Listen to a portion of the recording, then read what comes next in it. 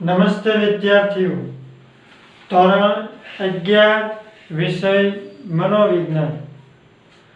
મનોવિજ્ઞાનના છેલ્લા લેક્ચરની અંદર મેં તમારો જે છઠ્ઠો પાઠ હતો સ્મરણ અને વિસ્મરણ એ પૂરો કર્યો. ત્યાર પછી હવે તમારે 7મો પાઠ મનોવિજ્ઞાનમાં ભણવાનો છે અને 7મા પાઠનું નામ છે ભાષા અને પ્રત્યયન. તમે આની પહેલાનો પાઠમાં જોયું છે કે તમારે 2 ટોપિક ભણવાના હતા, સ્મરણ અને વિસ્મરણ. એમાં અહીંયાથી 2 ટોપિક છે, ભાષા અને પ્રત્યયન. અને પછીનો જે ટોપિક આવશે એની અંદર 2 ટોપિક આવશે, પ્રેરણા અને આવેગ. એટલે આ બધા મનોવિજ્ઞાન એવા પાઠો છે જે મનોવિજ્ઞાનના 2 પાસાઓને સાંકળી જે છે અંદર સમાવેશ થઈ જાય છે. એટલે આની અંદર તમારા 7મા પાઠની અંદર જે 2 બાબત ભણવાની છે એ છે ભાષા અને પ્રત્યયન. તો જોઈએ આપણે તમારો જે છે પાઠ ભાષા અને પ્રત્યયન. આની અંદર મેં તમને કહ્યું તમારે 2 વસ્તુ ભણવાની છે, પહેલા ભાષા વિશેની માહિતી અને બીજું પ્રત્યયન વિશેની. તમને સ્વાભાવિક છે કદાચ આમ અજુગતું લાગશે કે ભાઈ ભાષા અને મનોવિજ્ઞાન કઈ રીતે, શું લેવા દેવા, કે એમાં શું સમજવું. તો અહીંયા જે ભાષા વિશે આપણે સમજૂતી મેળવવાની છે એ કોઈ એક ભણવાના લેંગ્વેજ તરીકે નહીં, પણ જીવન ઉપયોગી જે ભાષા બોલી છે એના અનુસંધાનમાં તમારે સમજવાનું છે. આ પાઠમાં પહેલા આપણે ભાષા વિશે સમજશું અને ત્યાર પછી ભાષાથી જે શક્ય બને છે પ્રત્યયન એના વિશે સમજૂતી મેળવીશું. તો જોઈએ આપણે સૌપ્રથમ તમારી પ્રસ્તાવના. તો પ્રસ્તાવનામાં તમે ટેક્સ્ટબુકમાં બહુ સરસ આપ્યું છે કે તમે 1 મિનિટ માટે વિચારો, બરાબર, કે જો ભાષા ન હોત તો શું થાત, બરાબર. તો શું તમે કંઈ કરી શકે? ફોર એક્ઝામ્પલ તમે જોજો ખાલી. ઓકે, મેં તમારી સામે થોડી સેકન્ડ ઊભો, તમને ખબર પડી કે શું કહેવા માંગતો હતો? ન ખબર પડી, બરાબર. તો એવી જ વસ્તુ છે, તમે વિચારો કે હું 1 સેકન્ડ કે 5 સેકન્ડ માટે તમારી સામે જ ઊભો હતો, છતાંય મેં એકય ભાષાનો ઉપયોગ ન કર્યો, તો મારા મનમાં શું હતું કે હું શું તમને કહેવા માંગતો હતો એ તમને ખબર ન પડી, બરાબર. હવે હું કહું કે ભાઈ ભાષા, હું બોલું છું કે આપણે ભાષાને પ્રત્યયન ભણવાનું છે, તો એ બોલ્યો તો તમને સમજણ પડી. હું ત્યારે એ જ મનમાં વિચાર્યું ભાષાને પ્રત્યયન ભણવાનું છે, પણ હું બોલ્યો નહોતો તો તમને એની ખબર નહોતી પડી મારા વિચારમાં, બરાબર. એમ એટલા માટે જ હું કહું છું કે જો ભાષા ન હોત, બરાબર, તો માનવ જીવન શક્ય ન હોત, અથવા તો આપણે કહી શકીએ માનવ જીવન આટલું સરળ ન હોત. આપણે બધા એકબીજા સાથે એટલું અસરકારક પ્રત્યયન ન કરી શકતા હોત. આ બધું શક્ય બન્યું છે એની પાછળનું એકમાત્ર કારણ છે ભાષા. ભાષાને લીધે આપણે બધા લોકો એકબીજા સાથે હળીમળી વર્તન વ્યવહાર કરી શકીએ છીએ, સામાજિક આંતરક્રિયાઓ કરી શકીએ છીએ અને આપણા વિચારો બીજાને કહી શકીએ છીએ અને સાથે સાથે બીજાના વિચારોને આપણે સમજી પણ શકીએ છીએ, કારણ કે આપણને ભાષા આવડે છે એટલા માટે. ભાષાની શરૂઆત આપણે જન્મીએ, બરાબર, ત્યારથી શરૂ થાય છે અને લગભગ મૃત્યુ પર્યંત આપણે ભાષાઓ બોલતા હોઈએ છીએ. પ્રારંભની અંદર નાના બાળકો જે છે, બરાબર, એ ભાષા બોલવાની શરૂઆત કરે છે. કેટલાક મનોવૈજ્ઞાનિકોનું માનવું એવું છે કે ભાષાની ક્ષમતા વારસાગતમાં પડેલી છે. આપણે જે સંસ્કૃતિ, જે વારસામાં હોય, આપણા માતા પિતા તરફથી જે વારસો મળ્યો હોય એ તરત આપણને આવડે છે. એટલે એ રીતે જે છે આપણે ધીમે ધીમે ભાષા શીખીએ છીએ આપણા વારસામાંથી, આપણા વાતાવરણમાંથી, બીજા લોકો દ્વારા. તમને બધાને ખ્યાલ હશે કે નાના બાળકો જ્યારે જન્મે અને ત્યાર પછી એનામાં ભાષા શીખવાની શરૂઆત થાય ત્યારે ઘરના કુટુંબના વડીલો કે કુટુંબના જે સભ્યો હોય એ બધાય, આડોશી પાડોશી, મિત્ર વર્તુળ, આ બધા લોકો એની પાસે ભાષા બોલાવે છે, શબ્દો બોલાવે છે, બરાબર.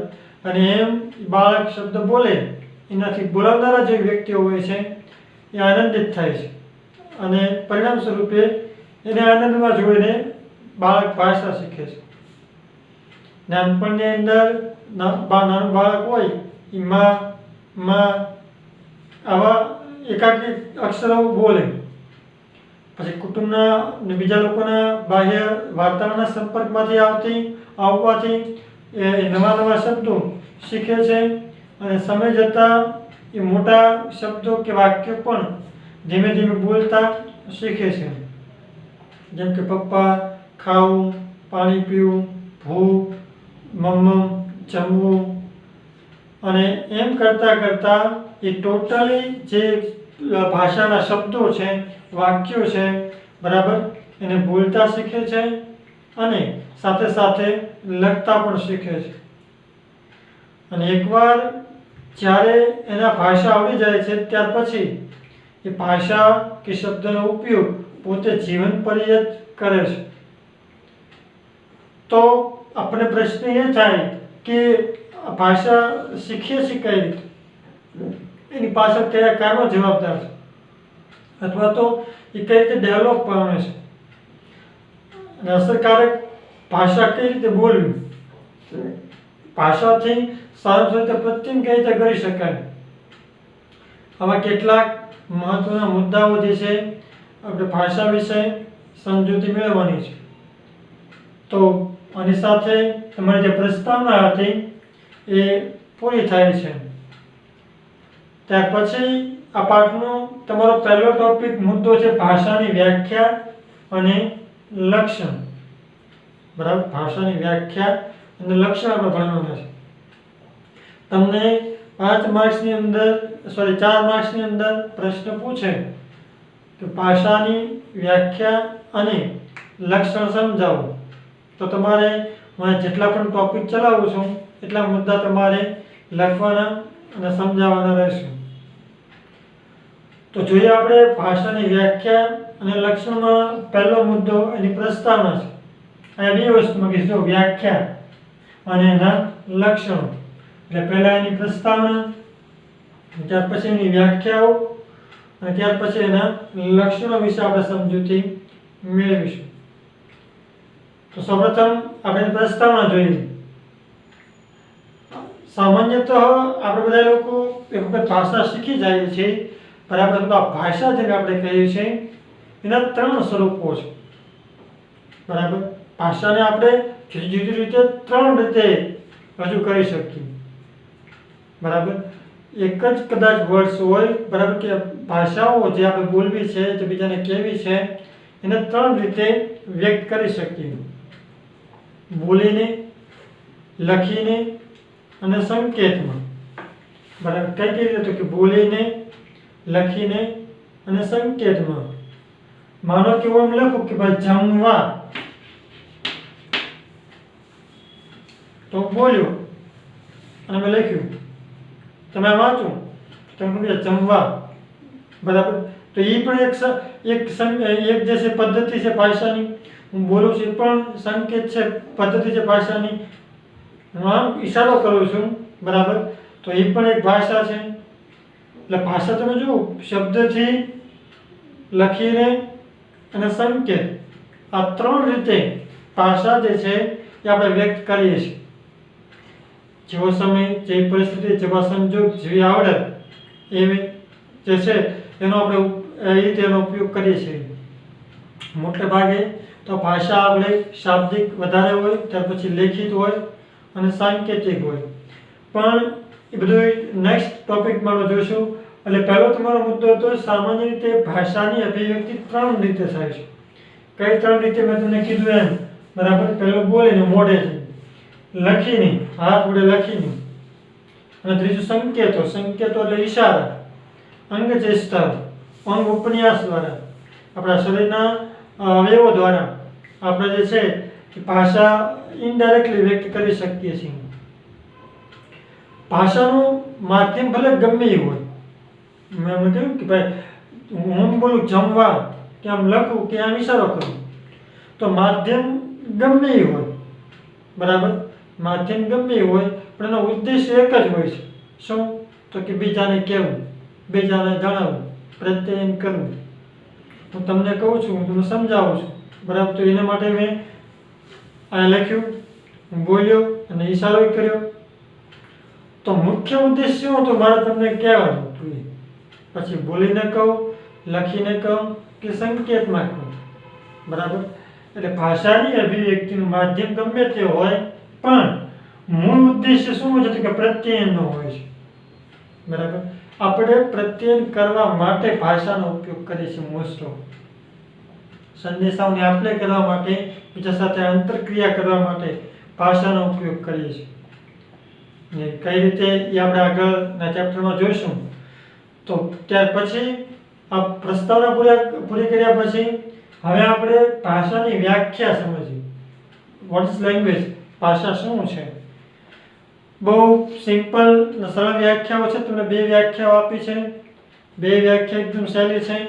તમે ખાલી ધ્યાનથી સાંભળશો અને સમજશો તો પણ તમને યાદ રહેશે. તો જોઈએ તમારી ભાષાની પહેલી વ્યાખ્યા.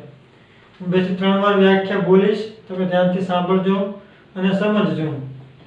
ભાષા એ પ્રતીકોના તંત્ર, એમાં પહેલી વ્યાખ્યા જે છે, ભાષા એ પ્રતીકોના તંત્રને આધારે મૌખિક, લેખિત કે સંકેતોમાં રચાયેલા પ્રત્યયનું એક સ્વરૂપ છે. સેન્ટ્રો કે વ્યાખ્યા આપેલી છે, ફરી ધ્યાન રાખજો. ભાષા એ પ્રતીકોના તંત્રને આધારે મૌખિક, લેખિત કે સંકેતોમાં રચાયેલું પ્રત્યયનું એક સ્વરૂપ છે. હજુ એકવાર સમજો. ભાષા એ પ્રતીકોના તંત્રના આધારે મૌખિક, લેખિત કે સંકેતોમાં રચાયેલા પ્રત્યયનું એક સ્વરૂપ છે, બરાબર. અને એને આધારે ભાષા જે છે એ બદલાય છે, તો એને ભાષા કહીએ છીએ. હજુ એકવાર જોજો. ભાષા એ પ્રતીકોના તંત્રને આધારે જુદા જુદા પ્રતીકો આપણે ભાષાનો ઉપયોગ કરીએ છીએ, એની સિસ્ટમમાં ગોઠવેલું છે. અને કયા સ્વરૂપે હોય છે? તો મૌખિક, લેખિત, કયા તો કે સંકેત સ્વરૂપમાં હોય છે, બરાબર. હવે તમે એક એક્ઝામ્પલ આપું. માનો કે મેં જમવા લખ્યું છે, તો જે બોલી છે જમરૂખનો જ શબ્દથી એનું પ્રતીક આ છે. મ બોલીએ છીએ તો એનું પ્રતીક આ છે ગુજરાતી વર્ડ્સ પ્રમાણે. અને વ, જમવામાં વ આવ્યો તો વનું પ્રતીક આ છે. આપણે જમવા વા બોલીએ છીએ, વ નથી બોલતા, જમવા નહીં, જમવા. તો વ માટેનું પ્રતીક આ છે. અને કાનો માત્ર લાગ્યો એટલે એનું વા. તો આપણને ખબર છે કે આ જે કાનો માત્ર છે એને વા, આ, બા, ભા એમ બોલવાનું છે. તો એ જો એ શું છે તો કે પ્રતીકો ગોઠવે. આ પ્રતીક છે, જનું પ્રતીક, મનું પ્રતીક, વનું પ્રતીક, બરાબર. અને આ પ્રતીકો જે છે એનો સિસ્ટમ આપણે ભાષામાં ગોઠવ્યું છે. જમવા. હવે આ પાછું ફેરવી નાખો, બરાબર, આમ કરી નાખો તો શું થઈ જાય? જમવું, બરાબર. હા, એટલે ભાષા જે છે એ આવા જુદા જુદા શબ્દો જે છે, બરાબર, એના પ્રતીકો આપણે બોલીએ છીએ જે શબ્દો, એના બધા પ્રતીકો છે. અને એનું સિસ્ટમ ગોઠવેલું છે કે ભાઈ આ જમવું આમ લખવાનું, જમવા, જમવું આમ, જમવા, બરાબર. હા, એટલે આવા જે પ્રતીકોનો ઉપયોગ કરીએ છીએ, બરાબર. પછી શેના આધારે હોય? મૌખિક. તો જેની માટે આપણે જ બોલીએ છીએ, કારણ કે અથવા તો હું એમ કહું, બરાબર, કે ગણ. તો આ હું વાસો કે ગ આપણું પ્રતીક છે. આ ચિત્ર જોઈ, આ પ્રતીક જોઈ આપણે ગ જ બોલીએ છીએ. અને આ ચિત્ર જોઈએ એટલે આપણે અણ જ બોલીએ છીએ.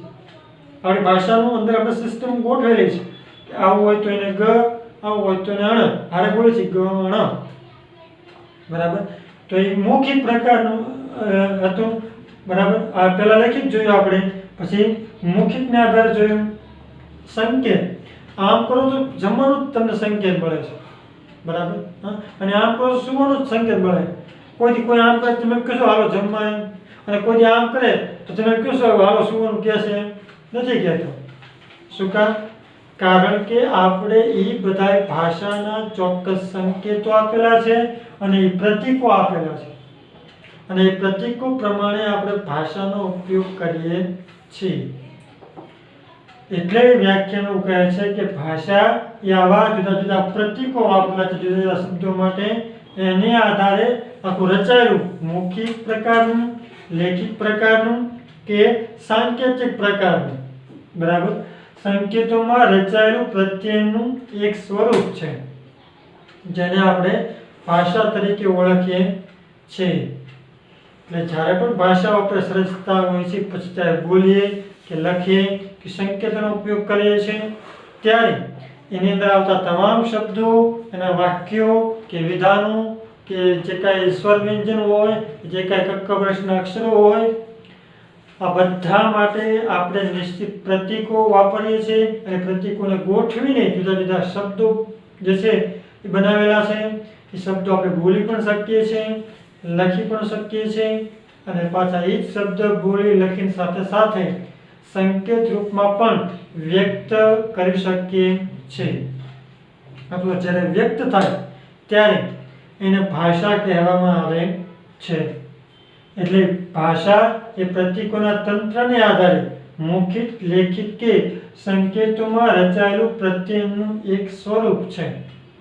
આપણે જ્યારે ઉપયોગ કરીએ છીએ ત્યારે પ્રત્યયનું એક સ્વરૂપ બને છે. ત્યાર પછી ભાષાની બીજી વ્યાખ્યા, આ વ્યાખ્યા સેવન્થ વાગે આપી હતી. ત્યાર પછી જોવા જઈએ આપણે તમારી ભાષાની બીજી વ્યાખ્યા, તો જોઈએ આપણે બીજી વ્યાખ્યા. ભાષા એ અમુક નિયમો દ્વારા સંગઠિત અને પ્રતીકોનો એક તંત્ર છે જેના ઉપયોગ આપણે એકબીજા સાથે પ્રત્યયન કરવામાં કરીએ છીએ. આના જેવી જ વ્યાખ્યા આપી છે સેન્ટ્રોપ જેવી રીતે, બરાબર, પણ થોડીક એને આગળ જઈને જે છે એનું સમજાવ્યું છે. એને એવું કહે છે પ્રતિ જોજો જે ભાષા એ અમુક નિયમો છે.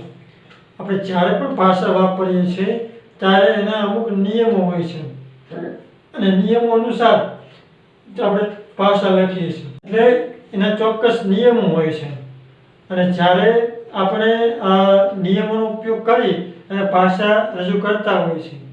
દાખલા તરીકે જમવું આપણે આમ જ લખીએ છીએ નિયમ પ્રમાણે, બરાબર છે. આપણે આમ નથી લખતા, બરાબર, વમજુ, બરાબર. તો મતલબ નથી, તો આપણે ભાષા તરીકે નથી સ્વીકારતા. એટલે ભાષા એના શું હોય છે, અમુક નિયમ કે ભાઈ જમવું આમ જ લખવાનું. આ ભલે આમાં એ જ શબ્દો આવતા હોય પણ છતાં આપણે જમવું એવું કહેતા નથી, બરાબર. એટલે અમુક નિયમો દ્વારા સંગઠિત પ્રતીકોનું એક તંત્ર છે. ભજન લખો, બરાબર, તો આમ જ લખી છે ભજન. તમે આમ ન લખી ન લખો, બરાબર, ન ભજ કે જ ભ ન, કદાચ લખો તો તમને ખબર ના પડે. એટલે આપણા જે કે સિસ્ટમ છે, બરાબર, એની અંદર આ ભાષાના અમુક નિયમો છે, સંગઠિત પ્રતીકોનું એક તંત્ર છે કે જેનો ઉપયોગ આપણે એકબીજા સાથે પ્રત્યયન કરવામાં કરીએ છીએ. અને આવા જે સંગઠન છે, આવું જે જોડાયેલું તંત્ર છે, આવી જે ભાષાઓ જે છે, બરાબર, એનો ઉપયોગ આપણે બધા લોકો એકબીજા સાથે જ્યારે પ્રત્યયન કરીએ છીએ, વાતચીત કરીએ છીએ, આંતરક્રિયાઓ કરીએ છીએ, સંદેશાની આપણે કરીએ છીએ, ત્યારે એનો ઉપયોગ જે છે આપણે કરીએ છીએ. એટલે જો ભાષા જ ન હોય તો પ્રત્યયન શક્ય બને નહીં. તો મેં હમણાં જ તમને કીધું, તમે વિચારો હું બોલતો ન હોત તો, બરાબર, અને ચાલો બોલતો પણ તમને ભાષા આવડતી જ ન હોત તો, તમારામાં ભાષાનો વિષય હોત તો હું શું બોલું છું તમને કદાચ ખબર પડે નહીં. એટલે ભાષા એક પ્રતીકોનું એવું તંત્ર છે કે જેના ઉપયોગથી આપણે એકબીજા સાથે પ્રત્યયન કરીએ છીએ. તો આ તમારું જે છે ભાષાની વ્યાખ્યા હતી. ત્યાર પછી ભાષાના લક્ષણો. તમારી સિલેબસની અંદર ભાષાના લક્ષણો આપેલા છે 3. એમાંનું સૌથી પહેલું લક્ષણ જે છે આપણે ભણીએ. ભાષાનું પહેલું લક્ષણ છે પ્રતીકોની ઉપસ્થિતિ. તો પહેલો મુદ્દો તમારે લખવાનું છે કે ભાષાનું પ્રથમ લક્ષણ શું છે, તો કે પ્રતીકોની ઉપસ્થિતિ. આપણે જ્યારે પણ ભાષા વાપરતા હોય છે ત્યારે આપણા મગજની અંદર ચોક્કસ જે તે માટે પ્રતીક હોય છે. તમે ક વિચારો, તમને ક દેખાશે, બરાબર, આ તમને દેખાય છે, આ તમને દેખાય છે, આ પ્રતીક છે, પ્રતીક ઉપસ્થિત હોય છે, એટલે પ્રતીકની ઉપસ્થિતિ. પ્રતીક વગર ભાષા ન હોય, ભાષા વગરનું કોઈ પ્રતીક હોતું નથી. દરેક ભાષાને અથવા તો દરેક પ્રતીકને ચોક્કસ ભાષા હોય જ છે. કોઈ શબ્દ હશે જ, કોઈ અક્ષર એનું હશે જ. અને પ્રથમ લક્ષણ છે પ્રતીકોનો ઉપયોગ થાય છે. મેં હમણાં જ તમને સમજાવ્યું કે ભાઈ ભાષા વાપરતી વખતે આપણે જુદા જુદા પ્રતીકો, નિશાનીઓ વાપરીએ છીએ, સિમ્બોલ વાપરીએ છીએ, બરાબર.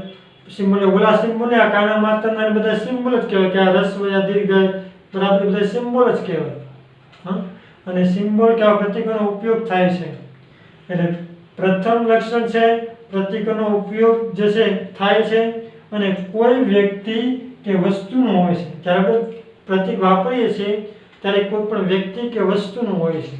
મેં તમને સમજાવ્યું કે ભાઈ આ જનું પ્રતીક છે, આ ભનું પ્રતીક છે, આ નનું પ્રતીક છે, અને બે હારે ભેગા કરો તો ભજન ન થાય છે, તો એ પણ એક પ્રતીક છે, બરાબર. એટલે એ રીતે આપણે જોવા જઈએ તો દરેકનું પોતપોતાનું કોઈને કોઈ પ્રતીક હોય છે, જેનો ઉપયોગ આપણે કરતા હોઈએ છીએ, બરાબર. તો ફોર એક્ઝામ્પલ, જ્યાં આપણે રહીએ છીએ, બરાબર, સવારથી સાંજ સુધી આપણા ઘરના મેમ્બરો સાથે, એને આપણે ઘર કહીએ છીએ. એ જ રીતે તમે લોકો જ્યાં ભણવા જાઓ છો, બરાબર, બાળ મંદિર કે કોલેજ કે કાંઈ પણ, સોરી, તમે સ્કૂલમાં જાઓ છો, બરાબર, તો આપણે એને શાળા કહીએ છીએ, બરાબર. અને આપણે બધા જે વસ્તુ ખાઈએ છીએ મોઢામાં, બરાબર, શરીરમાં, બરાબર, બપોરે કે રાત્રે, બરાબર, તો એને ભોજન કહીએ છીએ. અને જ્યાં જમીએ છીએ અને રસોડું તો ભોજન કક્ષ તરીકે ઓળખીએ છીએ. પણ તમે વિચારો કે કોઈ વ્યક્તિ એમ બોલશે કે શાળા, એટલે તમે જ્યાં જ્યાં ભણ્યા છો એ સ્કૂલનું ચિત્ર, તમને પ્રતીક દેખાશે. તમને કોઈ કેમ કહેશે ઘર, એટલે તરત તમને યાદ આવશે, ઠીક, ઘર એટલે હું જ્યાં રહું છું એ વસ્તુ, અને તરત તમને તમારું ઘર દેખાશે.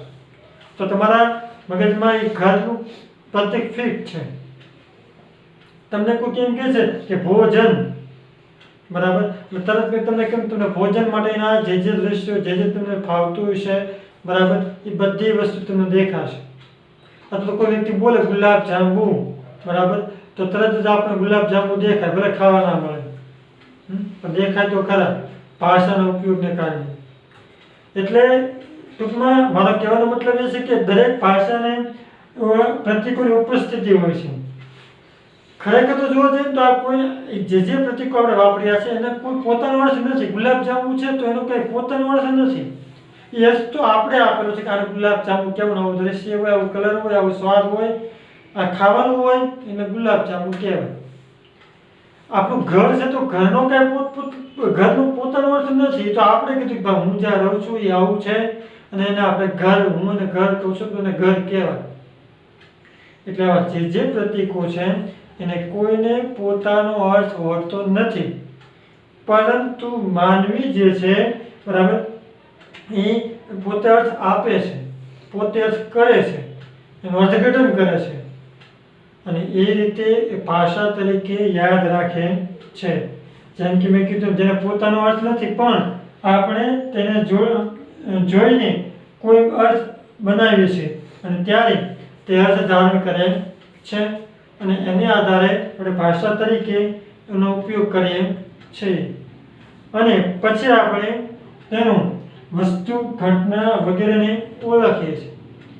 પૂર કોને કહેવાય એ આપણને ખબર છે, ભાષા તરીકે, સંકેત તરીકે. વાવાઝોડું કોને કહેવાય એ ખબર છે, આગ લાગી કોને કહેવાય એ ખબર છે, એક્સિડન્ટ થયું કોને કહેવાય એ ખબર છે, બરાબર. કોઈ વ્યક્તિ હોય તો એની પ્રતિક ભાષા, શબ્દ બધું ખબર છે, બરાબર છે. ભોજન જે કાંઈ મેં તમને કહ્યું, સમજાયું, એ વસ્તુ હોય તો એનું પણ આપણને ખબર છે. એટલે ટૂંકમાં મારો કહેવાનો મતલબ એ છે કે ભાષા જ્યારે આપણે વાપરીએ છીએ ત્યારે દરેક ભાષાના પ્રતીકોની ઉપસ્થિત જે છે એ આપણામાં જોવા મળે છે. તો તમારું અહીં ભાષાનું પહેલું લક્ષણ પૂરું થાય છે.